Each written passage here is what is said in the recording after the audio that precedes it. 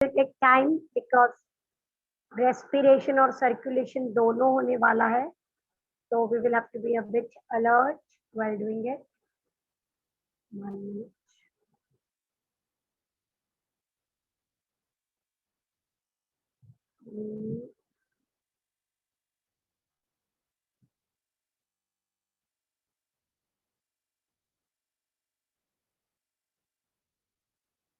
Yeah, class, is the screen visible? मुझे बताइए please.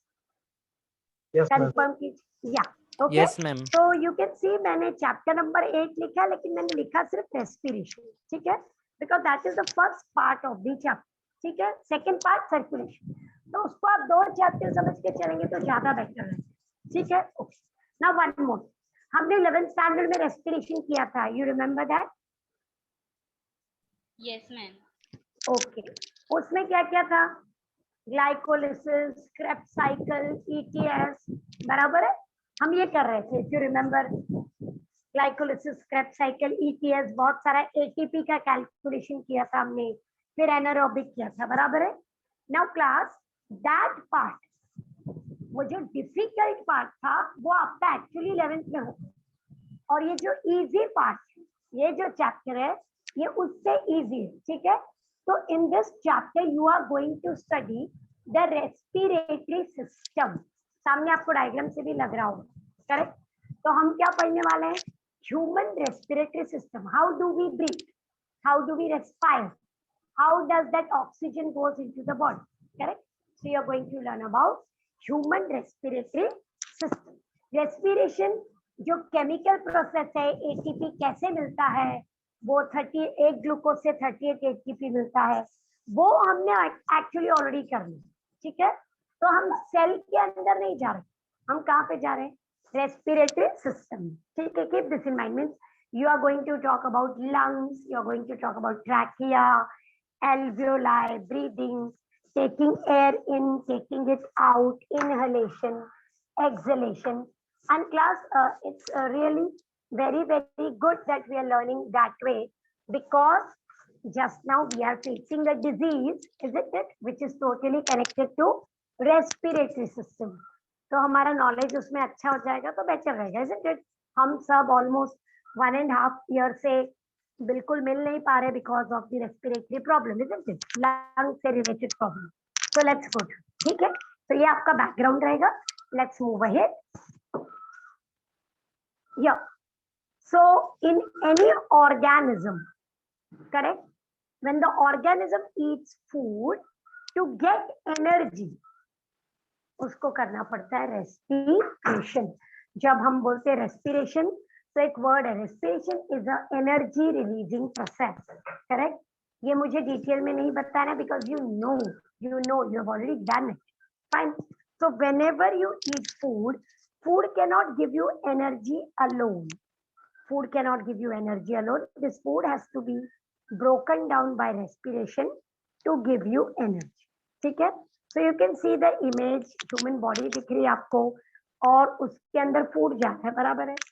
जब फूड अंदर जाएगा तो क्या होगा? Body will break it down and release energy. ये एनर्जी किस फॉर्म में रिलीज हो रही है? Heat. It is in form of heat for our body. And chemically we call it as ATP. We call it as it. Fine. So this is our basic aspect of respiration. So we have studied, मतलब ये तो हमने पहले ही पढ़ा है, the process of cellular respiration, जो हमने 11th standard में कर लिया था. Correct. The energy in the food is converted into energy that can be used by the body cells. By which step? Respiration. Correct. So that was done. Let's move ahead. During respiration, glucose and oxygen is used up, and what you release out? Carbon dioxide, water and ATP. ये देखिए, ये आपका last year का thought process. What are you looking at? 3 words which you saw last year. Glycolysis, Krebs cycle, ETS. ये 3 चीजें आपने last year देखी थी. Correct? कौन से प्रोसेस में? रेस्पिरेशन में. क्या क्या यूज किया था? ग्लूकोज और ऑक्सीजन. क्या बाहर फेंक दिया था? CO2, वाटर, और बॉडी ने क्या यूज किया था? Energy. So this shows that respiration is a energy releasing process.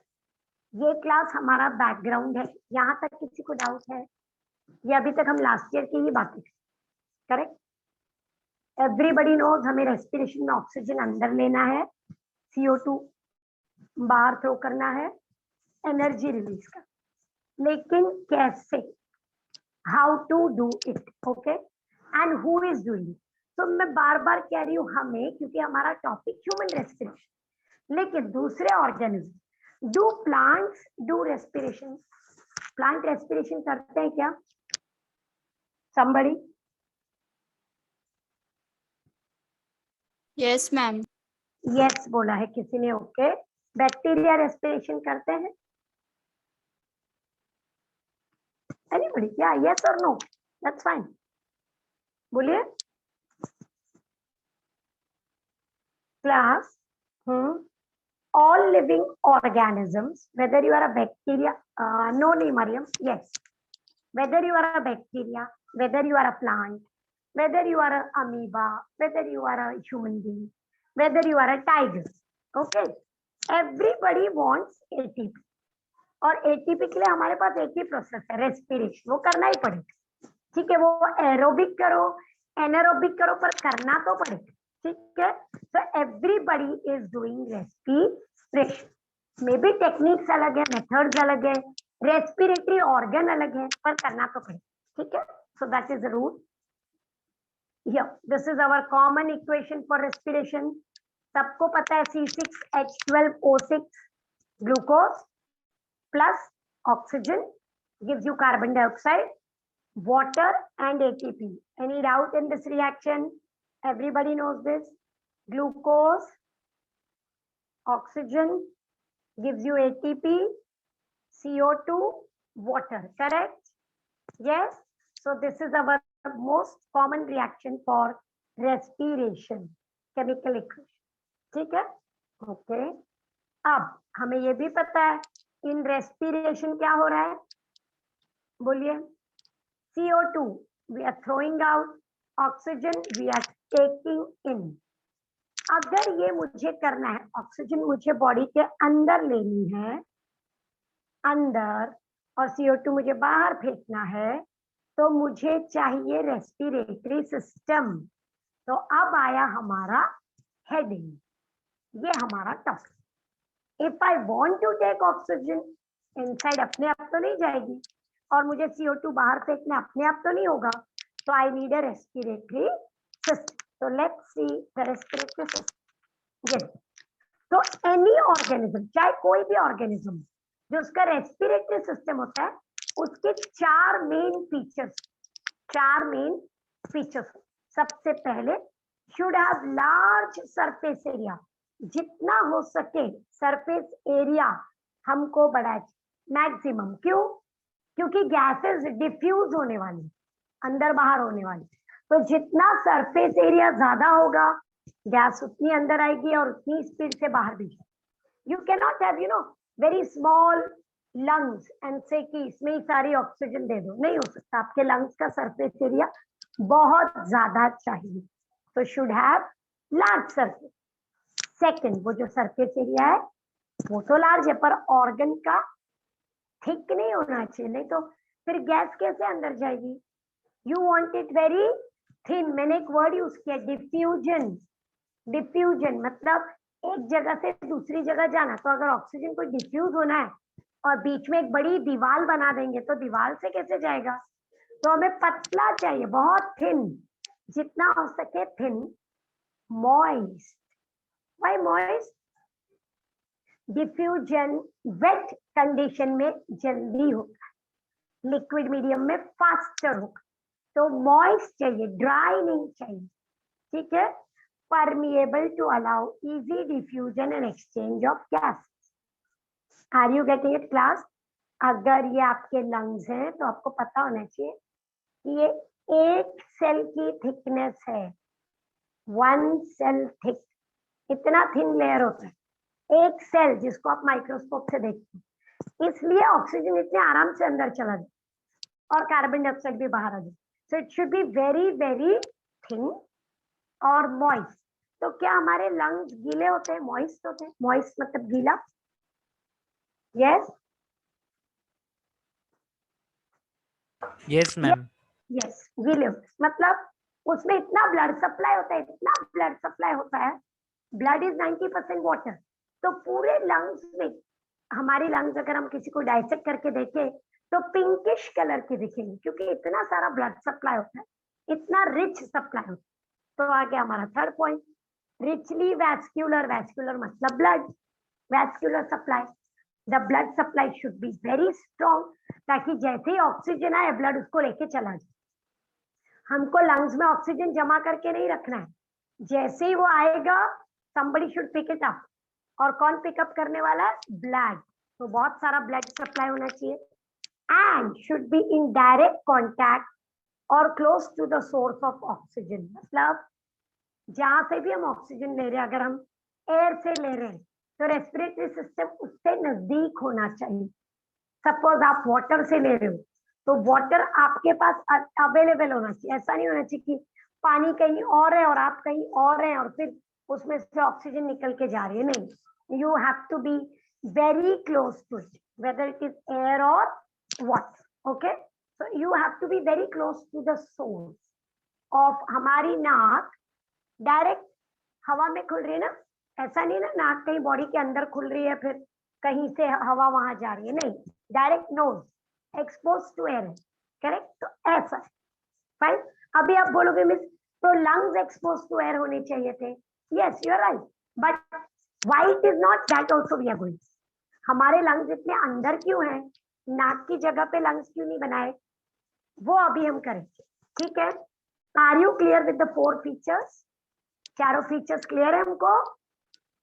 Respiratory surface कैसा होना चाहिए? Thin, permeable, moist, supplied with lots of blood, large surface area and very close to the source of oxygen. बराबर? Can you write this for 2 marks? Class अभी 12th में हर topic के बाद में पूछूंगी, ये 2 मार्क्स के लिए आता है, ये 4 के लिए आता है, तो लिख पाएंगे कि नहीं? Can you write this for 2 marks? Give features of respiratory surface। 2 mark के लिए लिख पाएंगे? क्लियर है? इजी है ना? अगर आप एनसीईआरटी खोलेंगे तो उसमें भी यही लिखा है, ठीक है? Fine, let's move ahead. Okay, class आप 12th में हो, जहां पे भी जैसे ही कोई डाउट होता है मुझे रुकाना है, okay? Please keep in mind, you to tell me to wait, means आप फिर से बता दो, ये बता दो, सब चलेगा, लेकिन please make sure it is clear. और आप जो आज पढ़ा रहे हैं वो आज का आज पढ़िए, ठीक है? डिले मत कीजिए। फाइन, तो ये देखिए, अब मैं आपको एक चीज दिखा रही हूँ, यहाँ पे please look at the marking which I will do. यहाँ पे देखिए, ये ऑक्सीजन लंग्स से इधर जा रही है,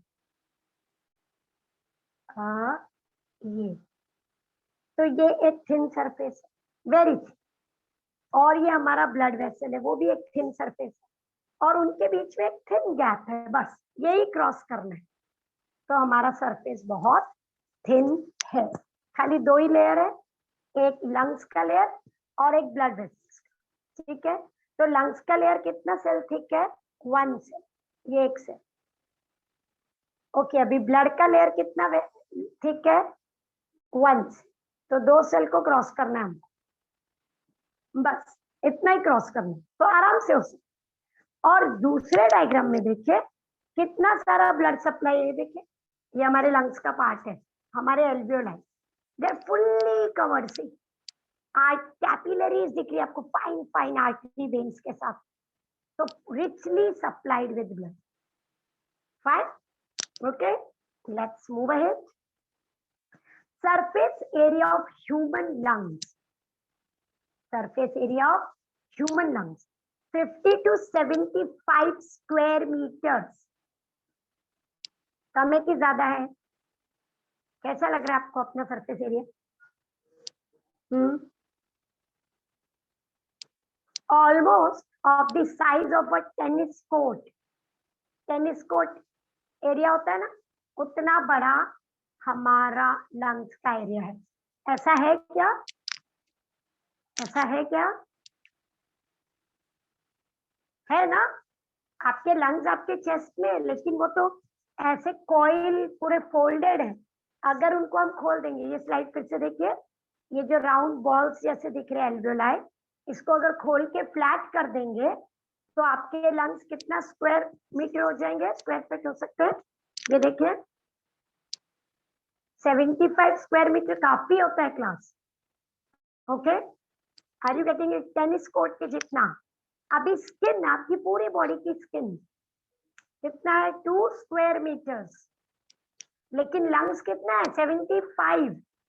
अभी तक आपको क्या लग रहा था कि स्किन का एरिया ज्यादा है, ऐसे विजिबली तो वही दिखता है ना, लेकिन लंग्स हमने एक एरिया में रखे हुए हैं, उसको राउंड राउंड राउंड फोल्ड करके, करेक्ट? नहीं तो उसका स्क्वायर एरिया बहुत, ठीक है? कंपैरिजन समझा आपको? ये कंपैरिजन है आप, ठीक है? So that is one thing. मतलब हम अच्छे से ब्रीथ कर सकते हैं। जब आप ब्रीथ करते हो, जैसे ही एयर अंदर जाती है, इतना सरफेस एरिया फटाफट ऑक्सीजन बॉडी ले ली, ठीक है? Okay, so let's move ahead now class. Naturally हमने बोला था हर ऑर्गेनिज्म, तो पहले प्लांट्स के बारे में, फिर दूसरे ऑर्गेनिज्म, और फिर हमारा नंबर लगे, क्योंकि हम तो हायर ऑर्गेनिज्म। सो प्लांट्स में भी ऑक्सीजन चाहिए। It comes in by diffusion, simple process है डिफ्यूजन। हम सबको पता है कि लीव्स में ओपनिंग है स्टोमेटा, ये देखिए स्टोमेटा से वाटर लॉस होता है, यस, लेकिन स्टोमेटा से कार्बन डाइऑक्साइड और ऑक्सीजन का एक्सचेंज भी होता है। तो एक लीफ में हजारों स्टोमेटास हैं, एक प्लांट में बहुत सारी लीव्स हैं, correct? Are you getting it? तो फिर स्टोमेटा से सबसे फास्टेस्ट गैस एक्सचेंज हो सकता है। CO2 can come in, O2 can go out, O2 can come in, CO2 can go out. Okay, photosynthesis के लिए भी चाहिए ना स्टोमेटा, तो दैट इज वन।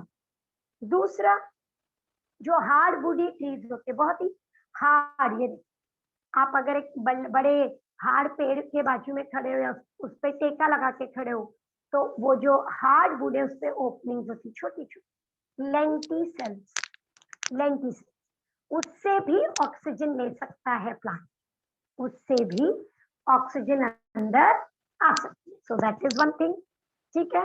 ये देखिए रूट्स, रूट्स जो सॉइल में जा, तो रूट्स सॉइल में है, पर सॉइल में भी बहुत सारा ऑक्सीजन होता है, एकदम डीप नहीं, okay? On the top layer of soil, जहाँ पे सॉइल लूज है, वहां पे भी ऑक्सीजन होती है, वो भी एब्जॉर्ब हो सकती है। सो प्लांट कितनी तरीके से ऑक्सीजन ले सकता है? ये देखिए, लीफ के स्टोमेटा से, बार्क से, हार्ड पार्ट, अगर सीड है, सपोज आपके हाथ में बादाम है, बादाम के ऊपर का कवर, करेक्ट? उसका कवर कैसा होता है? हार्ड होता है, लेकिन उस हार्ड कवर के ऊपर ओपनिंग्स होती है। आजकल आप मैंगो खा रहे होंगे ना, आम का सीजन है, तो वो जो आम के सीड है वो बहुत हार्ड होते हैं, बराबर है, ऊपर एकदम टफ कवरिंग है, लेकिन उसके अंदर जो प्रॉपर सीड है वो ग्रो हो रहा है, मतलब ऊपर का कवरिंग में छोटी छोटी ओपनिंग्स हैं जो हमें दिखाई भी नहीं देती। नारियल देखा आपने, बहुत ही हार्ड होता है नारियल, जिसको आप तोड़ते हो या जिसका पानी पीते हो, बहुत टफ है, उसमें भी ओपनिंग्स हैं, वो सारी ओपनिंग्स को बोलते हैं lenticels. Am I clear with this? Tomato आपको पता ही है, लीफ में होता ही, लेकिन लेंटिसेल्स क्लियर? और रूट्स में भी ओपनिंग्स होती है जिससे ऑक्सीजन आता है। Is this clear? Everybody, how do plant exchange gases? Through stomata, through lenticel, through root. Stomata leaves में, lenticels hard parts के ऊपर, जो भी हार्ड पार्ट होते, सीड का कवर, ट्री का हार्ड वुडी पार्ट, वहां, और रूट से, ठीक है? अब क्लास, वो हमसे थोड़ा कम ब्रीथ करते, क्यों? प्लांट में बहुत सारे सेल डेड होते, तो उनको उतनी ऑक्सीजन की जरूरत नहीं जितनी हमको है। Plus plus very important is कि उनके वो डेड सेल तो है, प्लस वो मूव भी नहीं करते। Plants can not walk like us, और they don't need to walk like us, तो उनको उतनी एनर्जी की जरूरत नहीं। Is that clear? Yes, fine. So this is about plant. ये रहे अदर एनिमल्स, मैं प्लांट को छोड़ के अदर एनिमल्स। अब मैंने ये टेबल क्यों रखा है, ये टेक्स्ट बुक में टेबल दिया हुआ है, so I just kept it for reference, but मैं हर एक में इंडिविजुअली जा रही हूँ, ठीक है। This table is printed in your book which shows her organism का रेस्पिरेटरी सिस्टम कैसा होता है। जैसे स्पॉन्जेस में क्या होता है, सपोज हम एक को ब्रॉड करें, ये देखिए स्पॉन्जेस दिख रहा है, सिलेंट्रेटा दिख रहा है, प्रोटिस्टा में दिख रहा है, तो वो एक्वेटिक होते हैं और उनमें क्या होता है, या अर्थवर्म में क्या होता है, या इंसेक्ट्स में क्या होता है, ठीक है। ये एक टेबल है, लेकिन we will go to each, ठीक है। Let's look at it. ये various types of respiratory surface और ऑर्गन्स, और ऑर्गन्स हर जगह ऑर्गन नहीं क्लास, क्योंकि कुछ ऑर्गेनिज्म यूनिसेल्यूलर है तो उनके पास तो ऑर्गन नहीं होगा, सरफेस होगा। ये आ गया हमारा पहला वाला अमीबा, ठीक है। अमीबा हर जगह पहुंच जाता है ना, वो हमारा बेसिक होता है। तो देखिए पूरी प्लाज्मा मेम्ब्रेन एक सरफेस है और उसमें से ही ऑक्सीजन अंदर जाता है। ये देखिए ऑक्सीजन अंदर गया, CO2 बाहर, सिंपल, एक ही सेल है ना। तो ये जो मेम्ब्रेन है प्लाज्मा मेम्ब्रेन, उसी में से करना, ठीक है। सो प्लाज्मा मेम्ब्रेन इज हेल्प, ठीक है। लेकिन ये देखिए ये स्पॉन्जेस, ठीक है, थोड़े से मल्टी सेल्यूलर में आ गया, लेकिन स्पॉन्जेस में भी कोई लंग्स वगैरह नहीं होते, तो उनमें बहुत सारी ओपनिंग्स होती है जिसके थ्रू वाटर अंदर जाता है, ठीक है। पानी अंदर गया, वही पानी के साथ ऑक्सीजन भी गया, पानी बाहर आया, उसी के साथ CO2 बाहर आया, वेरी सिंपल।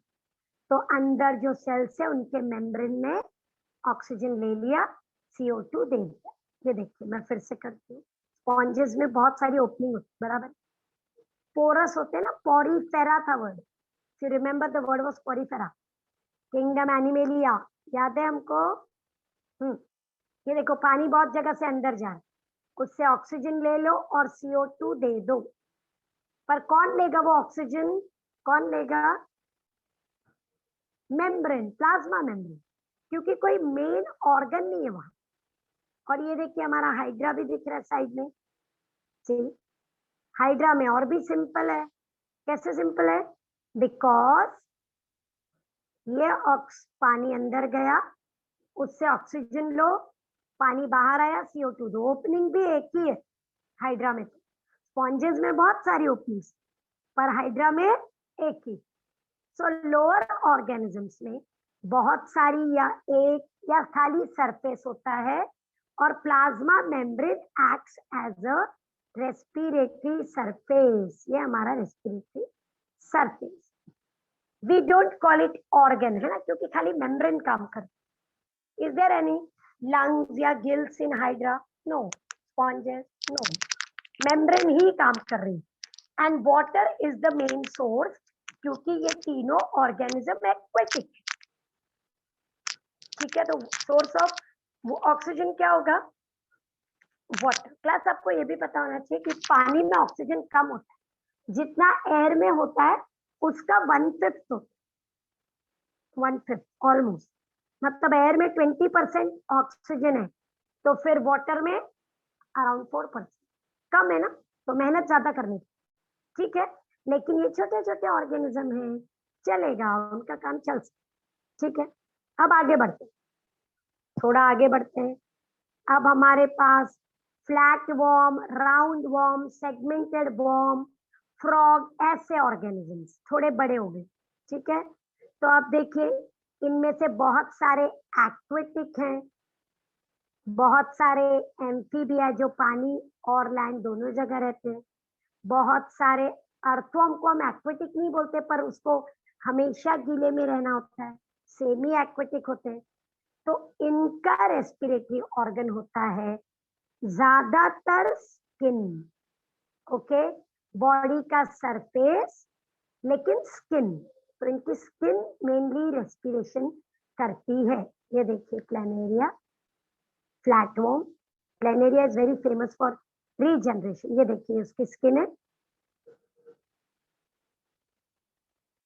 ये स्किन है, यहाँ से देख रहे हैं, ये O2 आया, CO2 गया, सिंपल। ये अर्थवर्म, उसकी स्किन, अर्थवर्म को अगर ड्राई करेंगे तो अर्थवर्म की डेथ हो जाएगी, है ना? आपने ट्राई किया है? अर्थवर्म लीजिए, उसको एक बॉटल में रख दीजिए, हवा देते रहिए, पानी मत दीजिए, it will die, it needs moisture compulsory. इसीलिए बारिश में वो बाहर दिखता है ना, अदरवाइज एकदम डीप सॉइल में रहता है। तो ये ऑक्सीजन स्किन से आई, CO2 स्किन से चली गई, बहुत ही सिंपल। और मॉइस्चर चाहिए कंपल्सरी, ठीक है? थोड़ा बड़ा देख लेते हैं। वाओ, हमारा फ्रॉग। फ्रॉग क्या है? Amphibia. Frog breathes with the help of, yes, ये देखिए उसकी स्किन है, O2 इनसाइड, CO2 आउटसाइड। लेकिन ये पानी में, अगर फ्रॉग लैंड पे है तो ये रहे उसके लंग्स, ठीक है? और फ्रॉग माउथ से भी ब्रीथ करता है, बक्कल कैविटी, तो वो स्पेशली मॉडिफाइड है। देखो, माउथ कैविटी से भी वो मुंह खोलता है, वहां से भी ऑक्सीजन ले सकता है, लंग्स से भी ले सकता है और स्किन से भी। तो उसके पास 3 मैकेनिज्म है। क्यों? क्योंकि वो एम्फीबिया है, वो पानी में भी रह सकता है और लैंड पे भी आ सकता है, करेक्ट? तो मेनली स्किन, ठीक है? लेकिन अगर फ्रॉग लैंड पे आ जाता है तो स्किन हेल्प नहीं करेगी, main organ will be lungs, ठीक है? डू यू सी, धीरे धीरे हम कॉम्प्लेक्स ऑर्गेनिज्म और कॉम्प्लेक्स ऑर्गन की तरफ बढ़ रहे हैं। Did you notice that? हम धीरे धीरे छोटे से बड़े और कॉम्प्लेक्स चीजों में जा रहे हैं, ठीक है? अब देखिए, ट्रैकियल ट्यूब। अब आ गए हम इंसेक्ट्स। इंसेक्ट्स में क्या होता है? I just draw one. ये है कॉकरोच, ओके? मैंने जस्ट उसकी बॉडी बनाई, पूरा ही बना दे, ठीक है? ये कॉकरोच है, उसके पूरे बॉडी में ये ट्रैकिया, ट्रैकिया, ट्रैकिया, ट्रैकिया। आपके पास कितना ट्रैकिया? विंड पाइप कितना है क्लास आपके पास? 1. 1। और कॉकरोच के पास देखो, मैंने जस्ट लाइंस बनाई है, trachea, trachea, trachea, trachea, trachea, track. पूरे बॉडी के ऊपर नेटवर्क है ट्रैकिया अंदर, पूरा नेटवर्क। तो एयर इन ट्रैकियल ट्यूब से अंदर कैसे अंदर जाती है, मैं ओपनिंग बताती हूँ। यहाँ पे साइड में ओपनिंग, ये देखो, ये यहाँ, यहाँ, ये साइड्स में ओपनिंग्स, जहां से एयर अंदर जाए, ठीक है? ये ओपनिंग्स का नाम है spiracles. What are these openings called? Spiracles. थोड़ा सा ब्रॉड करते हैं इसको, ठीक? ये रही ओपनिंग, स्पाइरेकल। ये देखिए ऑक्सीजन अंदर गया, ये ट्रैकिया शुरू हो गया, ये ट्रैकिया के ब्रांचेस, ये देखिए, और ये बॉडी के पार्ट्स में पहुंच। और ऐसे बहुत सारे ओपनिंग्स है ना, ऐसे बहुत सारे ओपनिंग्स है। तो कॉकरोच का नोज नहीं होता, उसके बॉडी के साइड्स में ओपनिंग्स होती है। आई एम ड्रॉइंग अगेन, ये कॉकरोच है, तो अंडरस्टैंड, ये स्पाइरेकल है, ये जो मैं डॉट डाल रही हूँ देखिए, दीज आर स्पाइरेकल्स, ये देखिए ऐसे। और उससे एयर अंदर जाती है ट्यूब के अंदर। कौन सी ट्यूब? ट्रैकिया। फिर ट्रैकिया के ब्रांचेस, और ऐसे कितने हैं? बहुत सारे ब्रांचेस है पूरी बॉडी के। So it is by tracheal tubes in insects. Cockroach इसलिए बोल रही हूँ क्योंकि कॉकरोच हमारा सबसे कॉमन इंसेक्ट है। अगर आप बटरफ्लाई में चेक करोगे तो भी वही दिखेगा, अगर आप सपोज ग्रास हॉपर में चेक करोगे तो भी वही दिखेगा। So how do they breathe? By tracheal respiration. Am I clear? Tracheal tubes, opening का नाम बोलिए spiracles. What is opening? Spiracles, ठीक है क्लास? आगे बढ़े, ओके? थोड़ा सा हम आगे बढ़ गए। तो कॉकरोच वगैरह तो ठीक था, लेकिन जो एक्वेटिक आर्थ्रोपोड है, जैसे क्रैब, जैसे स्कॉर्पियन, जैसे प्रॉन्स, तो उनके पास क्या है? उनके पास 2 चीजें पॉसिबल, बुक गिल्स और बुक लंग्स। क्या बोलते हैं उनको? बुक गिल्स और book lungs. Now understand this. पहले ये बुक क्यों, ये देखिए ऐसा दिखता, तो कैसा दिखता है, जैसे कोई बुक लाइन से रखी हो, ये लाइन को देखिएगा, दिस लुक्स लाइक बुक्स ना, ठीक है। तो ऑक्सीजन अंदर आएगी, यस ऐसे, और CO2 बाहर जाएगा उसी में से। तो इनको बोलते हैं बुक लंग्स या बुक गिल्स। तो एक को लंग्स और एक को गिल्स क्यों बोल रहे हैं? Yes, any idea about that? Why are we calling it book lungs and book gills? देखिए मैंने स्पाइडर में लिखा है बुक लंग्स, और लिम्यूलस, लिम्यूलस क्रैब है, हाँ क्रैब का नाम, उसका लिखा है बुक गिल्स। तो जब ये बुक लाइक स्ट्रक्चर बॉडी के अंदर होता है, अंदर, तो उसको बोलते हैं लंग्स। और जब बॉडी के सरफेस पे होता है, प्लीज लुक हियर, ये देखिए, ये जो येलो दिख रहा है, ये आपका बुक गिल्स है, वो बाहर एक्सपोज है फिश के जैसे, ये देखिए बुक गिल्स, करेक्ट, ये देखिए, ये ठीक है। तो गिल्स एक्सपोज्ड होते हैं और लंग्स अंदर हो, ठीक है, याद रहेगा, very clear. So book lungs, book gills, ठीक है। और स्पेशली अगर आप टेरेस्ट्रियल हो, अब स्पाइडर डायरेक्टली पानी में नहीं जा रहा है, तो उसके पास लंग्स हो, और जो एक्वेटिक होते हैं जैसे कि क्रैब, या फिर आप इसको ले लो प्रॉन्स, उनके पास बुक गिल्स, ठीक है। बुक लंग और बुक गिल्स क्यों वर्ड यूज होते हैं? क्योंकि वो बुक की लाइन की तरह दिखाई देते हैं। Fine, am I clear? अब आ जाइए, थोड़ा आगे बढ़ते हैं। एम्फीबियंस, हमने ऑलरेडी स्किन और लंग्स की बात की, ठीक है, लेकिन क्योंकि वो बहुत वेल डेवलप्ड होते हैं, उनमें कुछ स्पेशल तरीके, एक एक्सटर्नल गिल्स और एक इंटरनल गिल्स, एक एक्सटर्नल गिल्स और एक इंटरनल गिल्स, ठीक है। सो व्हेन आई से एक्सटर्नल गिल्स, मतलब ये देखिए, यहाँ पे क्रॉस जाना पड़ेगा क्लास, ये है एक्सटर्नल गिल्स। तो ये अगर फ्रॉग का टैडपोल है, tadpole of frog, you know frog has a larval stage called tadpole, ठीक है। तो ये उसकी आईज बना लेते हैं, उसकी टेल होती है, और उसके पास गिल्स होती है बाहर, उसको बोलते हैं एक्सटर्नल गिल्स। मैं जरा क्लोज करके आपको दिखाती हूँ,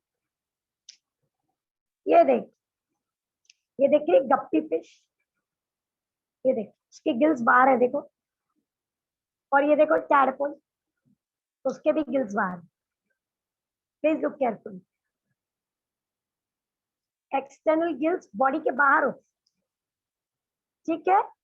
लेकिन अगर हम बहुत ही प्योरली एक्वेटिक में चले गए, फाइन, फिश, सबको फिश पता है, गिल्स कहाँ है? अंदर है, देख ऐसे उठाते हैं ना फिश की गिल्स को, दिखाई देती है, ये देखिए बाहर से खाली उसका फ्लैप दिखता है, पूरी गिल्स नहीं। देखो इंटरनल गिल और एक्सटर्नल गिल का डायग्राम देखिए क्लास,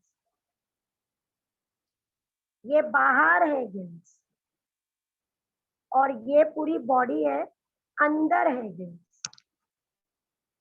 सिर्फ ओपनिंग बाहर दिखती। तो फिश में गिल्स क्या है क्लास? इंटरनल, ये देखिए, अगर आप फिश ईटर हैं, इफ यू ईट फिश, तो ऐसे गिल्स आपने जरूर देखे होंगे, ठीक है, देखिए, और ये देखिए फ्रॉग के लार्वा में बाहर, clear? Can I please remind you, यहाँ पे हम क्रॉस जा रहे हैं, ये एक्सटर्नल गिल्स है, ये इंटरनल गिल्स, ठीक है। Is it very clear everybody? तो फिश भी हो गई, फ्रॉग हो गया, अब ऊपर चलना पड़ेगा, reptiles, birds, mammals, higher group में आ गए। तो हमारे पास है लंग्स, लंग्स और लंग्स, बराबर है।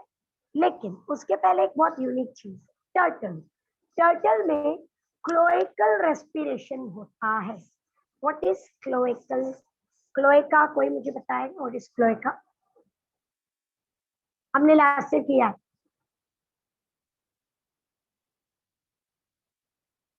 क्लोएका, ऊपर वर्ड देख, what is cloaca?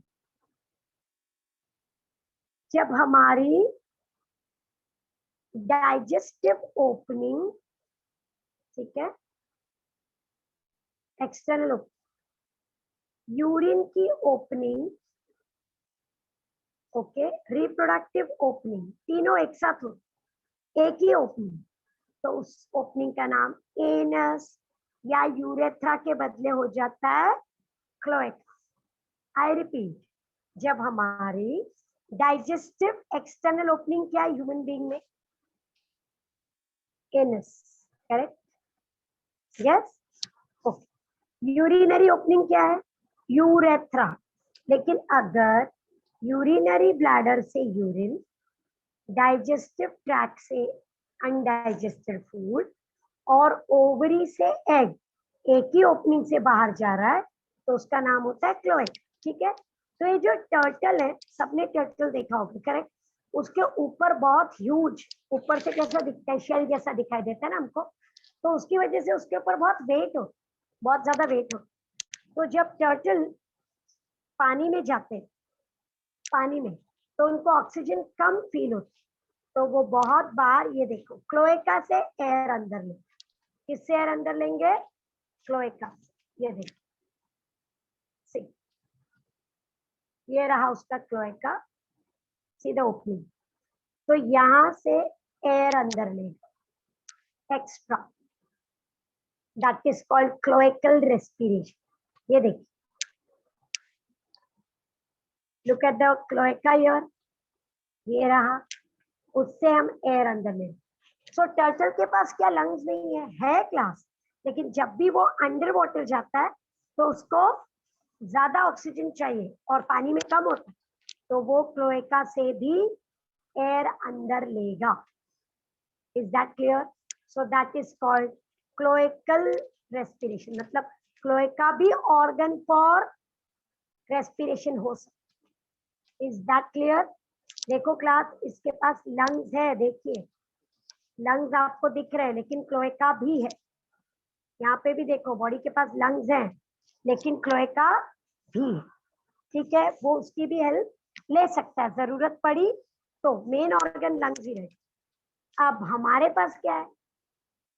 Reptile, mammals, bird, जो हमारे चैप्टर का बिगिनिंग इमेज था, we breathe with the help of lungs, ठीक है। Is the whole table clear to you? कौन सा टेबल? जो मैंने बिगिनिंग में दिखाया था कि टेक्स्ट बुक में है। नाउ क्लास, ये टेबल हमको कैसे ट्रबल करेगा? ऐसा कोई भी डायग्राम है क्या बुक में? बिल्कुल नहीं है, लेकिन MCQ, MCQ, cloacal respiration is seen in dash turtle, पता होना चाहिए आपको, ठीक है। Is that clear? tadpole of frog shows dash external gills, external gills है ना। insects breathe with the help of tracheal tubes, tracheal tubes, fine। following organisms breathe with help of skin, तो earthworm का नाम आ सकता है, Leach आ सकता है, frog भी आ सकता है, स्किन की, करेक्ट। सो ये टेबल हमको एमसीक्यू के लिए पढ़ना है। Nobody is going to ask you describe different respiratory organs, ऐसा कोई क्वेश्चन नहीं आने वाला है। लेकिन क्या होता है, एमसीक्यू और वन लाइन में अगर आया और आप उसको लिख नहीं पाए तो डायरेक्ट 1 मार्क निकल जाए, स्ट्रेट 1 मार्क, ठीक है। बुक लंग्स अंदर होते हैं, बुक गिल्स बाहर होते हैं, ठीक है। Is that clear? What is Limulus? Crab का नाम है, याद रखना है क्लास, बहुत छोटी चीज है, बट 1 मार्क, हमें छोटा मार्क बिल्कुल यूज नहीं करना है, डायरेक्ट मार्क से, ठीक है। Is that clear? सो ये टेबल आपके बुक में, जब भी आप टेक्स्ट बुक देखोगे, अगर टेक्स्ट बुक लेके बैठते हो तो यू कैन सी, ठीक है। I have shown you what with diagram so that you understand. ये कोई भी डायग्राम हमको ड्रॉ नहीं करना है, कोई कुछ नहीं पूछने वाला है। और अब हम चलते हैं ह्यूमन रेस्पिरेटरी सिस्टम, ठीक है क्लास।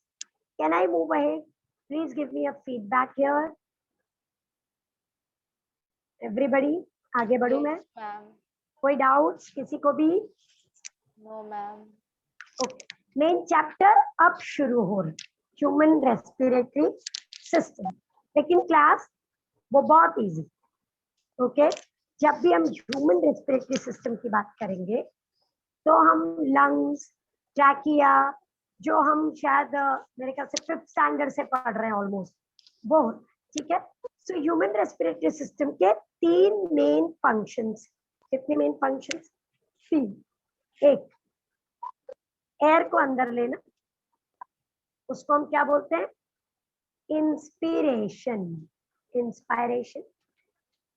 एयर को बाहर फेंकना, expiration, expiration. And exchange of gases, वो जो एयर अंदर लिए उससे ऑक्सीजन देना है और जो बाहर आ रही है उसमें CO2 बाहर आ रहा है। सो व्हेनेवर आई से inspiration, I should say oxygen rich air should go in, expiration CO2 rich air should come out. बराबर है, oxygen rich should go in, CO2 rich should come out, है ना। और ये एक्सचेंज किधर होने वाला है? लंग्स। तो ये हमारे रेस्पिरेटरी सिस्टम का 3 मेन फंक्शन है, ठीक है। Let's look at it. Human respiratory system 2 parts में डिवाइडेड, एक अपर और एक लोअर। तो अपर मतलब हमारी नोज लंग्स से बहुत दूर है ना, ऑर्गन तो लंग्स है लेकिन हमारी नोज तो बहुत दूर है, ऊपर की तरफ है। फिर ट्रैकिया भी बहुत दूर है, करेक्ट। तो वो सबको क्या बोलते हैं? अपर। और जो लोअर है वो नीचे की तरफ, ठीक है। तो क्या होता है, जब एयर एक्चुअली अंदर पहुंच जाती है तो हम उसको क्या बोलते हैं? Lower respiratory system. तो क्लास, नोज, फैरिंग्स, वहां तक जो एयर है, जहां तक आपकी नाक है, जहां तक आपका मुंह से भी सांस लोगे तो वहां तक जाएगी, उसको हम अपर बोलते हैं। लेकिन जैसे ही वोकल कॉर्ड, साउंड बॉक्स है आपका, ट्रैकिया है, वो सब इन्वॉल्व होता है तो उसको हम क्या बोलते हैं? Lower respiratory system. Is that clear? Yes, let's look at all the words. Nasal nerves, nerves मतलब ओपनिंग। फिर जैसे ही आप उसके अंदर जाते हैं तो एक पैसेज है ना, कैविटीज। इंटरनल एयर, अंदर भी तो ओपनिंग है ना, नाक एक पॉइंट पे जाके खत्म हो जाती तो वहां पे 2 ओपनिंग्स होंगी, इंटरनल नेर्व्स। फिर nasopharynx, it will connect to pharynx, correct. हम ब्रीथ किससे कर रहे हैं? नोज। ये सारे को हम नोज पार्ट में ले सकते हैं। और आप माउथ एरिया में पहुंच गए, थ्रोट। अब यहाँ पे देखिए, वॉइस बॉक्स, लैरिंग्स, थोड़ा नीचे जाते हैं, ट्रैकिया, ब्रोंकाई, ब्रोंक्यूल्स, लंग्स, ये सब अंदर, ठीक है। फाइन, ये देखिए, जस्ट देखिए, मैं यहाँ से मूव करती हूँ, ये मेरी नोज, नेजल नेर, ये नेजल कैविटी, अंदर की जो ओपनिंग है इंटरनल नेर, ये अंदर आ गए हम, फैरिंग्स, करेक्ट। अब मैं जैसे ही नीचे जाना चाहूँ तो फूड पाइप में नहीं जाऊंगी, मैं विंड पाइप में जाऊंगी। तो यहाँ पे आएगा larynx, vocal cord, trachea, bronchi, bronchioles, ऐसे ये पूरा डिवाइड, ठीक है। फाइन, तो हमें 2 तरीके से देख क्लास, जब आपको सर्दी होती, सर्दी, तो आप उसको क्या बोलते हैं? Upper respiratory tract infection. क्या बोला जाता है उसको? Upper respiratory tract infection. मतलब ऊपर ही ऊपर है, लंग्स तक नहीं गया। लेकिन अगर मुझे कोविड हो जाता है तो कोविड हो गया इन्वॉल्व, तो वो लोअर रेस्पिरेटरी ट्रैक। अगर मुझे टीबी हो गया, लोअर रेस्पिरेटरी ट्रैक। निमोनिया हो गया, lower respiratory tract, isn't it?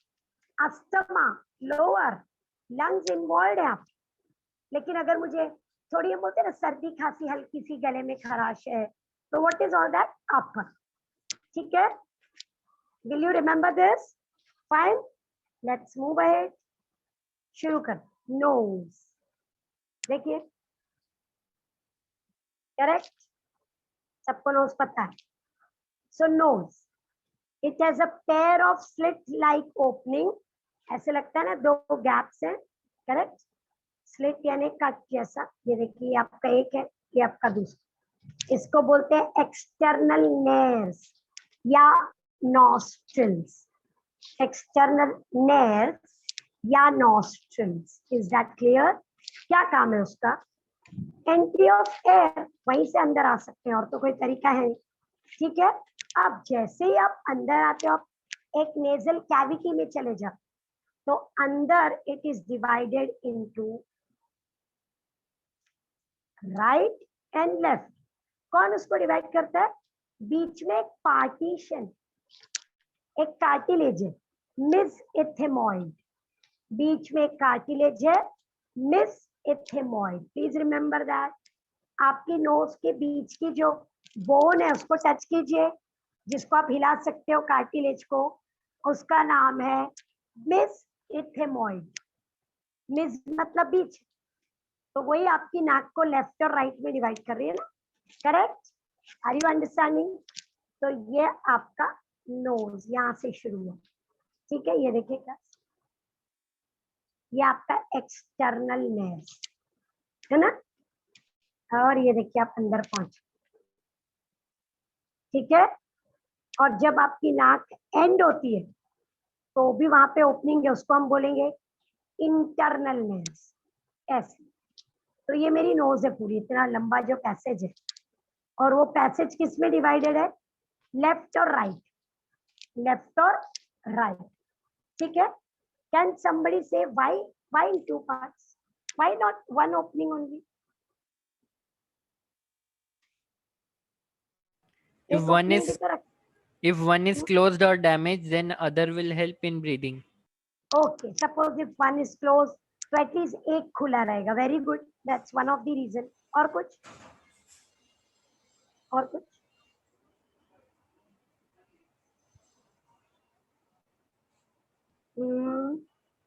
और कुछ याद आ रहा है?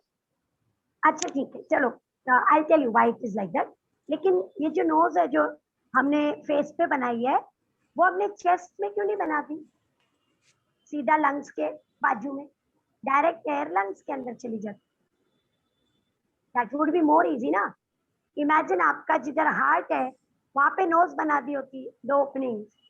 इतना लंबा ट्रैक बना रखा है हमने, इतना पढ़ना भी पड़ रहा है, आपका वर्कलोड बढ़ गया। देखो आप, trachea, larynx, isn't it, bronchi, फिर आता है लंग्स, है ना। तो वो क्यों बना रखे, ठीक है। तो हम ये दोनों चीज पे डिस्कस करेंगे। ये देखिए, तो वो जो नेजल चैम्बर है, नेजल चैम्बर क्या था क्लास? वो जो इन एक्सटर्नल और इंटरनल के बीच में है, वो जो पूरा पाथवे है, उसको बोलते हैं नेजल चैम्बर, ठीक है। वो 3 पार्ट्स में डिवाइडेड है, 1, 2 एंड 3। वो कितने पार्ट्स में डिवाइडेड है? 3। फाइंड द फर्स्ट पार्ट, एकदम आगे वाला पार्ट, उसका नाम है वेस्टिब्यूल। आप अपनी नाक को पकड़िए अपने हाथ से, तो आप वेस्टिब्यूल को पकड़ रहे हो, जो नोज का पॉइंटेड है ना। It helps in filtering of air. तो अगर चेस्ट में बना दिया तो डायरेक्ट अंदर चली जाती है एयर, तो फिल्टर नहीं होती, और वो डस्ट पार्टिकल को ट्रैप करता है, बराबर है। हमारे नेजल वेस्टिब्यूल आगे के पार्ट में हेयर्स हैं, isn't it? और बहुत सारा म्यूकस होता है ना, छोटे बच्चों की कैसे नाक बहती है, वो म्यूकस बाहर आ रहा होता है, बराबर है। हम बड़े हो जाते हैं तो हम म्यूकस कंट्रोल कर लेते हैं और म्यूकस बाहर नहीं आता नोज से, बराबर है। लेकिन छोटे बच्चे, उनकी नाक काफी बहती है, तो क्या होता है, वो सब म्यूकस है। तो वो म्यूकस बहुत जरूरी है। वो कुछ भी डस्ट है, सपोज आप तो बॉम्बे में रहते हैं, तो फिर कितना सारा रोड में डस्ट है, व्हीकल है, पोल्यूशन है, तो वो सब हमारे लंग्स में नहीं जाता, उसको म्यूकस ट्रैप करता है, हेयर से उसको रुका। Is that clear? First part clear है? मैं इस पार्ट की बात कर रही हूँ, ये जो बिगनिंग की नाक है यहाँ तक, है ना। लेकिन फिर हम आगे बढ़ेंगे, ठीक है। वहां पे जो बीच का ट्रैक है, वहां पे very important, air becomes warm and moist. वहां पे बहुत ज्यादा ब्लड कनेक्शन है एयर अंदर। हमने बोला था लेफ्ट राइट क्यों है? क्योंकि एयर को गर्म रखना है, हमारा बॉडी टेम्परेचर कितना है? somebody has to tell me. कितना है प्लीज बताइए. 37. वेरी गुड 37 है ना. 37 है. सपोज इस वक्त आप एसी वाले रूम में बैठे हैं अगर घर में, और एसी आपने 24 पे रखा है, तो जो एयर अंदर जाएगी वो तो 24 पे है, और लंग्स 37 पे, तो लंग्स को तो शॉक लग जाएगा कि अरे ये क्या हुआ. Is it correct? तो इसलिए नोज को चेस्ट में नहीं बनाया गया. अंदर जाते जाते एयर गर्म हो जाएगी, इसीलिए पैसेज भी नैरो रखा है इसको गर्म करने. ठीक है, वार्म, और उसमें बहुत सारा मॉइस्चर आ जाता. हमने क्या बोला था? मॉइस्चर से डिफ्यूजन अच्छा होता. ठीक है, तो दो काम हो गए. तो ये यहाँ से हम निकल लिए आगे. यहाँ अब हम पहुंच गए एकदम एंड. All factory. नाक का और एक काम है स्मेल करना, तो वहां पे ऑल फैक्ट्री मतलब स्मेलिंग वाला एपिथेलियम है जो डायरेक्टली ब्रेन को कनेक्ट होता है, और हमारी स्मेल सीधा ब्रेन में जाती है. यहाँ ब्रेन में सीधा. मैं एक्चुअल डायग्राम दिखा रही हूँ आपको. तो नाक को स्मेल भी तो आनी चाहिए ना, बराबर है. Are you reading about an isomorphism nowadays, जिसमें आपकी एबिलिटी टू स्मेल चली जा रही है कोविड की वजह से? सुन रहे होंगे, one of the symptom of COVID is inability to smell and taste. Correct, one of the symptoms. तो क्या होता है, वो नेजल एपिथेलियम जो लास्ट वाला पार्ट है वहां तक इंफेक्शन है, तो वायरस उस जोन के एपिथेलियम को डिस्ट्रॉय कर देता है, तो हमारी जो स्मेलिंग सेंस है वो चली जाती. देखिए, अब इसको देखते हैं. ये देखिए, आपकी नाक की टिप दिख रही है, ये टिप है. ये आपका नोज का ओपनिंग नॉस्ट्रिल, ये बीच में पार्टीशन सेप्टम, ये nasal passage. Correct everybody? Yes. And this is filled with mucus and hair. Correct, ये हमारी नेजल ओपनिंग है. फाइन, आगे बढ़ते हैं. ये देखिए, इस पार्ट को मैं डिस्क्राइब. ओके, क्लास देखिए इसको. अब बताइए आगे वाला पार्ट क्या था? वेस्टिब्यूल. ये रहा टिप है ना, यहाँ पे हेयर्स है जो अभी आपने देखा, वहां पे म्यूकस है, तो यहाँ पे क्या काम हो रहा है? फिल्टरेशन. ठीक है, फिर एयर मूव करती है ये इस पार्ट में, बराबर है. यहाँ पे वो हो जाती है वार्म, और ये जो ऊपर का पार्ट है, ये देखिए जो पर्पल दिख रहा है, ये आपका क्या है? क्या है? ऑल्फैक्टरी, जो आपको क्या देगा? स्मेलिंग. ये देखिए, ये ब्रेन को कनेक्ट हो रहा है. ये पार्ट ऊपर कनेक्ट होता है ब्रेन को. हमारा ब्रेन इधर. Is this clear? Textbook में डायरेक्टली 3 पार्ट्स दिए हुए. Nose, okay. Nasal chamber is divided into 3 regions: vestibule, respiratory part, and olfactory part. Am I clear with this? सब लोग डरना नहीं, डायग्राम नहीं बनाना है वो ये वाला. Don't worry, you don't have to draw it. ठीक है, फाइन, ओके. तो ठीक है, हमने एयर वार्म कर दिया, फिल्टर कर दिया, स्मेल भी कर लिया.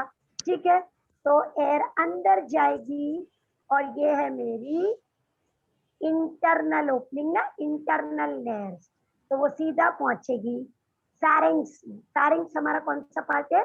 जहां से फूड और एयर दोनों अंदर जाए, उसको कॉमन ओपनिंग बोलते. ठीक है, सो air will enter through the नेसोफैरिंग्स. ठीक है, फाइन एवरीबॉडी. चलिए, फैरिंग्स. देखिए, पहला ही वर्ड उसको डिस्क्राइब कर रहा है, उसको हम बोल रहे हैं ड्यूअल. ड्यूअल मतलब डबल. ड्यूअल मतलब डबल, वो 2 काम कर रहे हैं, रेस्पिरेटरी और डाइजेस्टिव. अगर आप डाइजेस्टिव सिस्टम करेंगे तो उसमें भी फैरिंग्स आएगा, और रेस्पिरेटरी करेंगे उसमें भी आएगा. So it is a muscular tube that connects oral mouth and nasal cavity. ठीक है, तो ओरल को किसको कनेक्ट करेंगे क्लास? हम फूड पाइप को, बराबर है। जो ओरल है, मुंह से जो भी आ रहा है उसको कहाँ जाना है? फूड पाइप में, ईसोफेगस। और जो नाक से आ रहा है, नेजल कैविटी, उसको कहाँ जाना है? लैरिंग्स में, करेक्ट।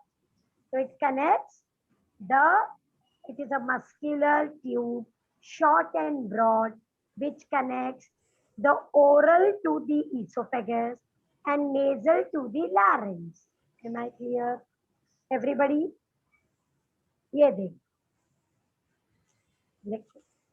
nasopharynx, oropharynx, laryngopharynx, फिर से 3 part.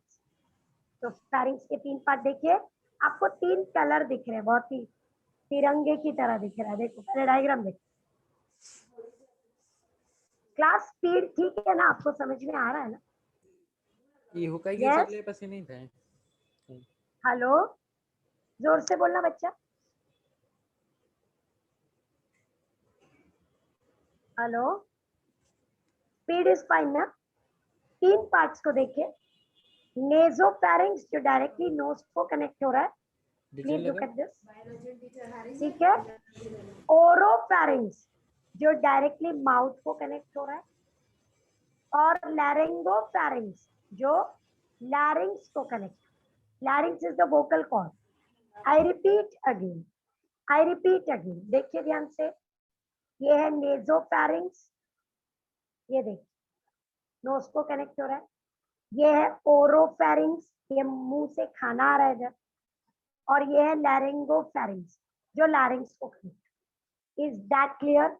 And I am reading it now. Look here what it talks about. ये टेक्सचुअल लाइंस है क्लास, जो भी रिटन पार्ट है वो टेक्सचुअल है। Nasopharynx uppermost connects to the nasal chamber, ठीक है। वो उसको कहाँ लेके जाता है? Oropharynx. Now class very important, वहां पे हमारे टॉन्सिल्स, टॉन्सिल सबको पता है, सुना होगा ना? टॉन्सिलाइटिस, कभी कभी बहुत ज्यादा सर्दी खांसी हो जाती है और हमारे टॉन्सिल्स स्वेल हो जाते हैं, फिर हम बहुत बार उनको निकाल दिया जाता, करेक्ट। तो ये टॉन्सिल्स हमारे फैरिंग्स के उस जोन में, कौन से? नेजोफैरिंग्स के बेस में टॉन्सिल्स, यहाँ ऐसे, ठीक है। तो ये नोज से आया और ये कनेक्ट हो गया यहाँ पे टॉन्सिल्स, ठीक है। अब आया ओरोफैरिंग्स जो बीच में है, जहाँ पे फूड भी आने वाला है और एयर भी आने वाला है, दोनों आने वाले। मिडल ओरो, फूड आ रहा है, एयर भी आ रहा है, ठीक है। It's a common tax. फिर आता है लैरिंगोफैरिंग्स। लैरिंग्स हमेशा वोकल कॉर्ड है, जहां से डिवाइड हो जाते हैं हम into लैरिंग्स and food pipe. Food pipe का नाम ईसोफेगस और लैरिंग्स, ठीक है। 3 पार्ट, फैरिंग्स के 3 part. Are you clear with this? Naso, nose, oro, mouth, laryngo, larynx. Am I clear? Yes, very clear. और हम पहुंच गए लैरिंग्स में। लैरिंग्स को ध्यान से पढ़ना है क्योंकि टेक्स्ट बुक में भी डायग्राम है। Can somebody give me larynx का दूसरा नाम? कोई लैरिंग्स का दूसरा नाम बताएगा? Voice box. Very good. तीसरा नाम बताएगा? तीसरा नाम related to male, related to male. Adam's apple. Very good, Adam's apple, correct. Yes, ये आपको लैरिंग्स दिख रहा है। मैं थोड़ा सा क्लोज कर देती हूँ, ये बाहर से नहीं दिखता था। This is just drawn to show you the position. ये देखिए यहाँ पे, ये आपका लैरिंग्स, यहाँ पे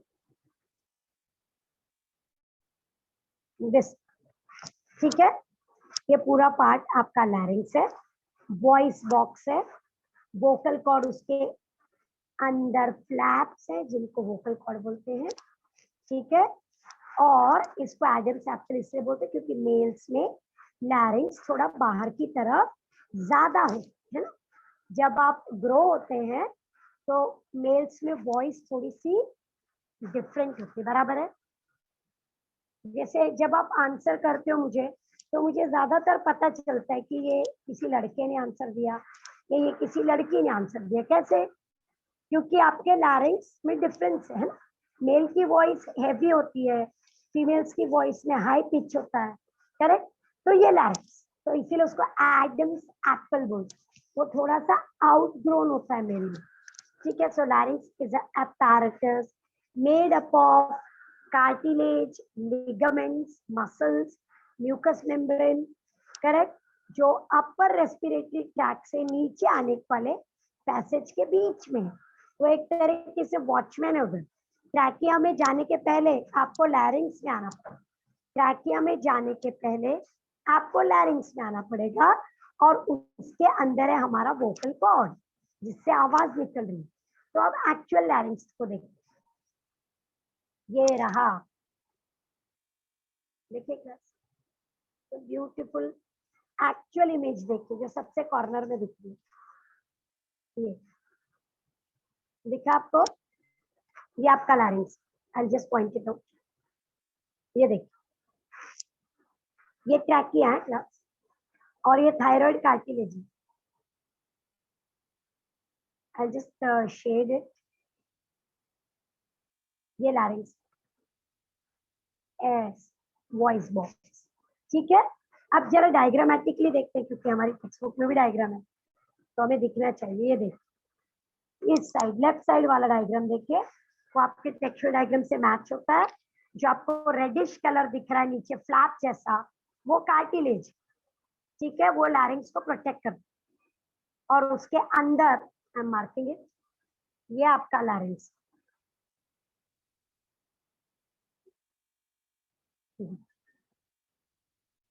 ठीक है, ठीक है, क्लियर, यस। और लैरिंग्स के ऊपर जो ओपनिंग है उसका नाम है एपिग्लॉटिस। क्या है नाम? एपिग्लॉटिस, ठीक है। और आपको एक बोन भी दिख, can somebody name this bone? ये बोन का नाम बता।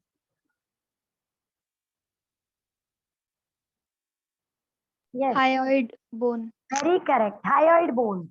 वो जो बोन किसी से भी कनेक्ट नहीं होती और जो हमारी टंग को होल्ड करके रखती है ना नीचे, हायोइड बोन स्कल के बेस पे होती है, तो वो हमारी हायोइड बोन लैरिंग्स पे रेस्ट कर रही है।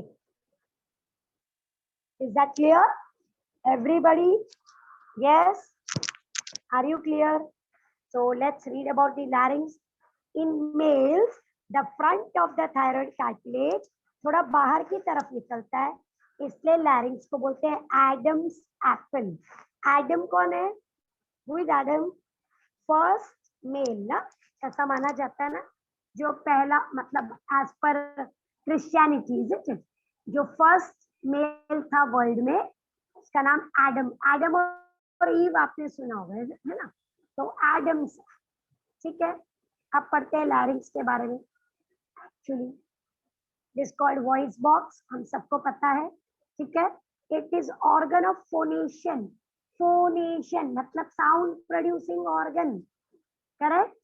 क्लास, साउंड कैसे प्रोड्यूस होता है? कभी भी as per physics sound production के लिए क्या जरूरी है? Vibration of a membrane. Very correct, vibration जरूरी है ना, कंपल्सरी। इसीलिए क्लास लैरिंग्स का रेस्पिरेशन में कोई रोल नहीं है, लेकिन रेस्पिरेशन का लैरिंग वॉइस प्रोडक्शन में रोल है। जब एयर अंदर बाहर जाएगी तो हमारा वोकल कॉर्ड वाइब्रेट होगा, नहीं तो अपने आप थोड़ी वाइब्रेट होगा, और वो वाइब्रेट होने की वजह से साउंड प्रोड्यूस। तो is larynx playing the role in breathing? No, no, but is breathing playing a role in making sound? Yes. Are you understanding? Voice is produced by passage of air between the vocal cord plus, और क्या लगता है, हमारी टंग, हमारे teeth. किस तरीके से आपकी टंग आपको, आपके टीथ को, जैसे मैंने कहा बायोलॉजी, तो टंग अलग अलग तरीके से टच हुई है, आपके लिप्स अलग अलग तरीके से टच होते हैं। बायोलॉजी, अपने टंग का मूवमेंट देखिए। और नेजल कैविटी है ना, क्यों? कुछ लोगों की आवाज ऐसे लगती है ना नाक से बोल रहे हैं, कुछ लोगों की आवाज एकदम पतली होती है, कुछ लोगों की एकदम मोटी होती है। अभी मैं बहुत सारे लेक्चर्स लेती हूँ, देखो मेरी आवाज कैसी ऐसे हमेशा बैठी हुई लगती है, हस्की वॉइस है मेरी बहुत। करेक्ट। लता मंगेशकर की बहुत ही सुरीली एकदम मीठी आवाज लगती है, isn't it? So what is it? It's all your vocal cord. Lata Mangeshkar का वोकल कॉर्ड एकदम वाह है, अच्छा बहुत ही अच्छी आवाज है ना। और अभी जैसे सचिन बहुत अच्छी बैटिंग करता है, लेकिन उसकी वॉइस कैसी लगती है, अलग से लगती है ना, नेजल टाइप लगती है। तो वो सब क्यों? क्योंकि खाली वोकल कॉर्ड से काम नहीं बनेगा। वोकल कॉर्ड से जब एयर पास होती, वो टंग कैसे मूव कर रही है, छोटे बच्चे कैसे कैसे बोलते हैं, हाउ दे स्पीक, अलग तरीके से बात करते हैं, कुचला के बात करते हैं ना, क्योंकि उनको टंग मूवमेंट नहीं आता, वो भी सीख रहे हैं। करेक्ट। उनके दांत अभी ठीक से आए नहीं है, तो वो अजीब तरीके से बात करते, बराबर है। लिप्स, जब अभी मैं आपसे ठीक से बात करूं, सपोज मैं 70 ईयर की हो गई, मेरे सारे दांत वांत टूट गए हैं, मेरे लिप मूव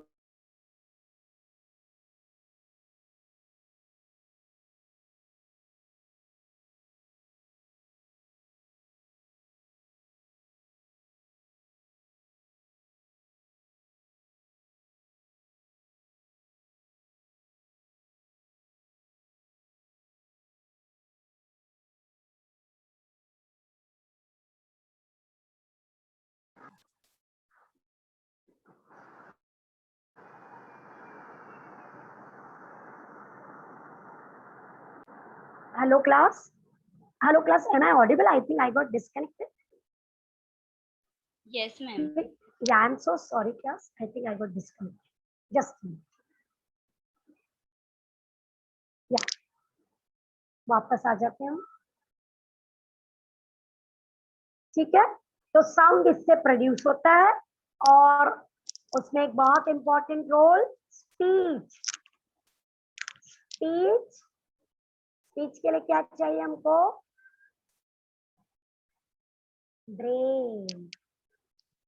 वहां पे ब्रेन काम कर रहा है, नहीं तो साउंड तो बहुत सारे ऑर्गेनिजम्स निकाल सकते हैं, but language and speech is typical feature of your brain. Class, see, monkeys can also make sound, a bird can also make sound, but the speech and language, उसके लिए brain की जरूरत है। ठीक है, is that clear? Are we very clear about larynx? सब लिख पाएंगे उसके बारे में? Yes, larynx का structure, it's a hollow tubular structure. Naturally, it's a tube, nothing else. But उसमें बहुत सारे कार्टिलेज, ठीक है, जो मेम्ब्रेन्स है, और उसमें इलास्टिक वोकल कॉर्ड है। वोकल कॉर्ड हिलना चाहिए ना, वाइब्रेट होना चाहिए, तो वो इलास्टिक है। Now larynx opens into trachea through a opening called glottis, और उसके ऊपर एक फ्लैप होता है एपिग्लॉटिस। आई रिपीट, ट्रैकिया के अंदर जाने की जो ओपनिंग है उसका नाम है ग्लॉटिस, और उसके ऊपर एक छोटा सा फ्लैप है, उसको बोलते हैं एपिग्लॉटिस, जो हमारे ट्रैकिया में पानी और फूड को नहीं जाने देता। करेक्ट। क्लास, कभी भी आप अगर खाना खाते खाते बातें कर रहे हो, हमें हमेशा सिखाया जाता है ना, खाते वक्त बात नहीं करनी है, पर फिर भी हम करते, बराबर है। तो हम खाते वक्त बात कर रहे हैं, या हम बहुत जल्दी जल्दी में पानी पी रहे हैं, तो पानी अंदर चला जाता है, किसके अंदर? फूड पाइप के बदले विंड पाइप। तो क्या होता है, एक बहुत जोरदार खांसी आती है, बराबर, एकदम जोरदार, तो पूरा का पूरा पानी या खाना जो भी है वो बाहर आ जाए। ऐसा होता है हम सबके साथ कभी कभी जरूर हुआ है। करेक्ट। तो वो जो एपिग्लॉटिस है ना क्लास, वो ऐसे काम करता है। Just look at this.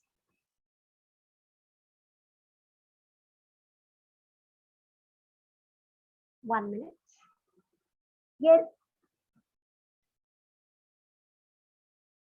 ये आपका रेड वाला फूड पाइप है, और ये ब्लैक वाला विंड पाइप, ये ट्रैकिया है। ठीक है, अब हमारा फूड आ रहा है यहाँ से, ये आया फूड, ठीक है, उसको यहाँ जाना है और ये भी रास्ते में ट्रैकिया। तो हमारा जो एपिग्लॉटिस है, जैसे आप टंग से, आप अपनी टंग से फूड को प्रेस करते हो अंदर की तरफ, जैसे ही वो करते हो आपका मेड्यूला, ब्रेन का जो पार्ट है, वो यहाँ पे एपिग्लॉटिस को ले आता है, तो फूड यहाँ चला जाता है, यहाँ नहीं आ सकता। ठीक है, तो ये बार बार हिलता है क्लास, एपिग्लॉटिस बार बार ऊपर नीचे। ठीक है, आप पानी पी रहे तो आप सांस नहीं ले सकते ना, एक ग्लास उठाइए और पानी पीने की कोशिश कीजिए और साथ में ब्रीदिंग भी कीजिए, नहीं कर सकते। करेक्ट, करेक्ट, क्योंकि एपिग्लॉटिस ने ट्रैकिया को बंद कर दिया। Are you getting it? तो वो एपिग्लॉटिस का काम। लेकिन क्लास अगर हम ध्यान नहीं दे रहे, मतलब ब्रेन एक साथ 2 चीज, 4 चीज, 50 चीज कर रहा है, मतलब बात भी करना है, पानी भी पीना है, तो कभी कभी वो फंक्शन थोड़ा सा आगे पीछे हो जाता है और पानी अंदर चला जाता है, तो वो जोर से बाहर फेंक दिया जाता है by the trachea. Am I clear? बात समझ में आ गई? एपिग्लॉटिस और ग्लॉटिस क्लियर है? Please by heart, glottis opening का नाम है, एपिग्लॉटिस उसके कवर का। ठीक है, अब हम पहुंच गए ट्रैकिया। ट्रैकिया एक ही है हमारे पास, उसका common name is wind pipe. Correct, जब भी हम ट्रैकिया बनाते हैं हम एक बहुत ही यूनिक काम करते हैं। कभी भी ट्रैकिया देखिए, छोटे बच्चे भी बनाएंगे तो उसके ऊपर ऐसे लाइन बना, आपने भी बनाया है ना बहुत बार। करेक्ट, ये जो लाइन्स है ये कार्टिलेज है, 16 to 20 सी शेप कार्टिलेज। पूरे ट्रैकिया को सर्कल नहीं करता कार्टिलेज, वो कार्टिलेज आधा अधूरा है। आधा अधूरा का मतलब समझो, ये सी शेप, ये देखो ऐसे ऐसे ऐसे। Okay, it is not a full circle.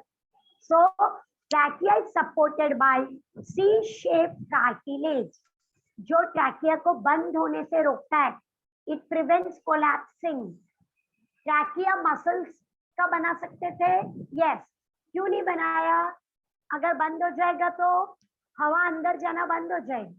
ठीक है, तो उसको बोन का बनाना चाहिए था, बोन का क्यों नहीं बनाया? तो नेक की फ्लेक्सिबिलिटी का क्या होगा? हम हमारी नेक दिन में 1000 बार हिलाते रहते हैं, ऊपर नीचे आगे पीछे, करेक्ट, राइट लेफ्ट करते रहते हैं। तो अगर हम ट्रैकिया को पूरा बोन का बना देंगे तो उसका हिलना डुलना मुश्किल हो जाएगा। That's why it is made up of muscular wall supported by cartilage, ऐसा है। ठीक है, और उसके अंदर यू हैव सीलिएटेड एपिथेलियम, ये हमने टिश्यू में किया था। करेक्ट, सीलिएटेड एपिथेलियम जो एयर को फिल्टर करता है, फिल्टर करता है, ये एयर आ रही है अंदर, तो उसमें जो डस्ट पार्टिकल्स हैं उसको वो अंदर नहीं आने देगा, उसको वो बाहर फेंक देगा। ऐसे, तो सीलिएटेड एपिथेलियम एयर को फिल्टर कर रहा है, मतलब नोज में तो फिल्टर हो ही रहा था, ट्रैकिया में भी हो रहा है। You can imagine, body lungs में जरा भी कचरा एक्चुअली जाने नहीं देना चाहते, लेकिन जो बहुत ही फाइन पार्टिकल्स होते हैं वो चले जाते, जैसे जैसे जैसे वायरस, जैसे अगर आप स्मोक कर रहे हैं, स्मोकिंग का धुआं बहुत फाइन होता है, वो जा सकता है। करेक्ट, पर बड़े बड़े पार्टिकल्स, बड़े बड़े डस्ट पार्टिकल्स नहीं जा सकते, वो सीलिएटेड एपिथेलियम उनको बाहर फेंक देता। ट्रैकिया को देखते हैं, बहुत ब्यूटीफुल दिखता है। ये देखिए क्लास, आपको सी शेप कार्टिलेज समझ में आया? ये देखिए, देखिए कैसा दिख रहा है ना, पूरा रिंग नहीं है। Did you notice that? Just look at the trachea, right? ये देखिए लारिंग्स के नीचे ट्रैकिया, राइट? और ये देखिए, ये ऐसे दिख, यू कैन सी ऊपर फूड पाइप दिख रहा है हमें, लुक केयरफुली, ये फूड पाइप है, वो मस्कुलर है, देखो इसलिए वो बंद भी हो, लेकिन ट्रैकिया एकदम खुला हुआ है, वो गलती से भी बंद नहीं हो सकता। ठीक, carefully, correct? You can see the openings here. So trachea कैसा लग रहा है? Expanded and open. See, correct? And food pipe कैसा दिख रहा है? देखो esophagus वो मस्कुलर है इसलिए वो क्लोज भी हो सकता है. बराबर क्लास? देख. Are you clear with trachea? Everybody? Yes. Give me a feedback for trachea. Trachea, larynx clear है सबको? Fine. Very clear. Yeah. Let's move ahead. We have lecture till 8:30 ना? ठीक है. तो मैं bronchi next lecture में शुरू करती हूँ. ठीक है? हमने trachea तक किया है. Am I clear with this class? कोई doubt है इसमें? No, ma'am. Okay. Now class, before I end, जब मैं next lecture में आऊंगी तो bronchi, bronchioles, alveoli, lungs, diaphragm पूरा system हो जाए. So nobody will miss that. अभी तक आप ट्रैक में घूम रहे थे और दूसरे रेस्पिरेटरी ऑर्गन्स को देख रहे थे. ठीक है? Now when we move ahead, अब हम लंग्स में एंट्री करेंगे. ठीक है? तो वो बहुत ही इंपॉर्टेंट है, तो ही आपको समझ में आएगा. So nobody should miss that at all. ठीक है? So I'm stopping here for today. 1 minute. Heading back to you.